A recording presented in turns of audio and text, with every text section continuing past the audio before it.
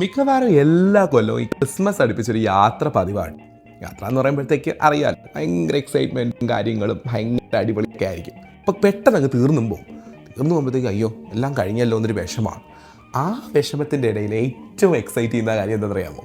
തിരിച്ച് വീട്ടിൽ വന്ന് നമ്മുടെ ചോറും കൂട്ടാനും എല്ലാം ചേർത്ത് ആഹാരം കഴിക്കാമല്ലോ എന്ന് പറയുന്നൊരു സംഭവം തന്നെയാണ് കേട്ടോ. എസ്പെഷ്യലി എടുത്ത് പറയേണ്ടത് നല്ല കുടംപുളി ഇട്ട് വെച്ച മീൻകറിയും കുറുകിയ മോര് കാച്ചതൊക്കെ ആലോചിക്കുമ്പോഴത്തേക്ക് ആ വിഷമം അപ്പം തന്നെ അങ്ങ് പോകും.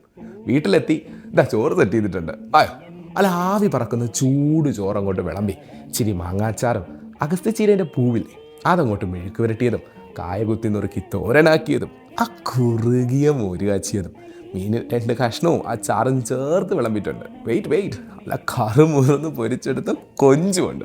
ഓയ്യോ ഇതെല്ലാം കൂടെ കൂട്ടിക്കുഴച്ച് കഴിക്കുമ്പോഴാണ് ആ യാത്ര കംപ്ലീറ്റ് ആവുന്നത് കേട്ടോ.